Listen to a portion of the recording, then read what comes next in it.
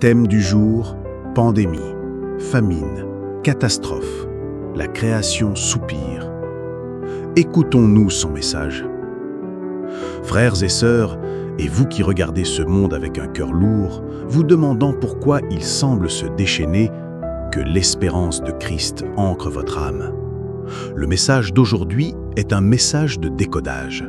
C'est un message pour donner un sens divin aux titres effrayants de nos journaux. Nous allons parler du message que Dieu nous envoie à travers les catastrophes qui secouent notre planète. Lisons, car nous savons que jusqu'à ce jour, la création tout entière soupire et souffre les douleurs de l'enfantement. Romains 8, 22. Shalom, mes bien-aimés. Nous sommes bombardés d'images, des forêts en feu, des villes sous les eaux, des virus qui paralysent le monde, des sécheresses qui menacent nos récoltes. Face à cela, le monde propose des solutions politiques, économiques, technologiques. Mais la Bible nous donne le diagnostic spirituel. Elle nous dit que la terre elle-même est en souffrance. 1. Le diagnostic. Pourquoi la création soupire-t-elle ? L'apôtre Paul nous donne la réponse quelques versets avant notre texte d'ouverture. Il dit que la création a été soumise à la vanité, non de son propre gré, mais à cause du péché de l'homme. Romains 8, 20. Lorsque Adam a péché, la fracture ne s'est pas seulement produite entre l'homme et Dieu. La création tout entière a été entraînée dans la chute. Les épines ont commencé à pousser, la maladie est entrée dans le monde, la mort est devenue une loi universelle. Ce que nous appelons des catastrophes naturelles n'est pas naturel dans le sens où Dieu l'avait prévu. Ce sont les symptômes d'une planète brisée par le péché. La terre soupire, elle gémit, elle est malade. 2. Les signes, les douleurs de l'enfantement. Jésus a utilisé une image incroyablement parlante pour décrire les temps de la fin.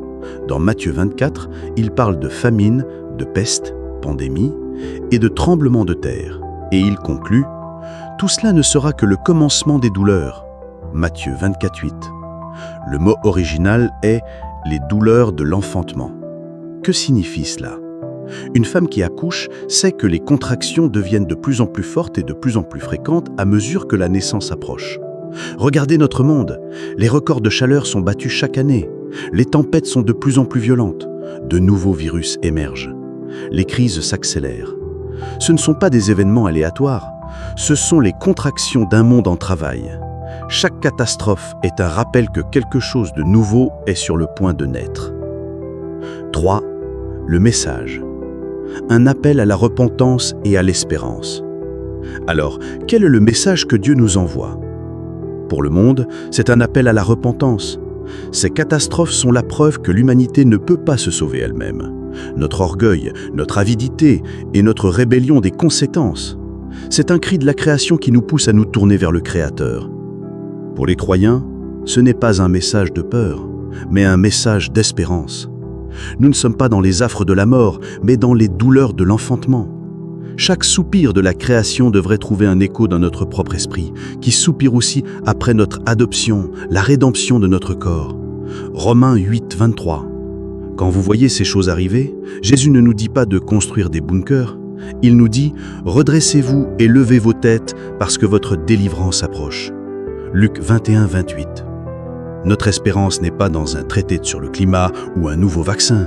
Notre espérance est dans le retour du roi, Jésus-Christ, qui viendra essuyer toute larme, qui mettra fin à la mort et à la souffrance et qui inaugurera des nouveaux cieux et une nouvelle terre où la justice habitera. 2 Pierre 3, 13. C'est pour cette naissance que la création tout entière travaille. Prions. Père céleste, nous entendons les soupirs de ta création et ils font écho aux soupirs de nos propres cœurs. Pardonne-nous pour notre part dans la souffrance de ce monde. Donne-nous des yeux pour voir ces catastrophes non pas avec peur, mais avec l'espérance prophétique que tu nous as donnée.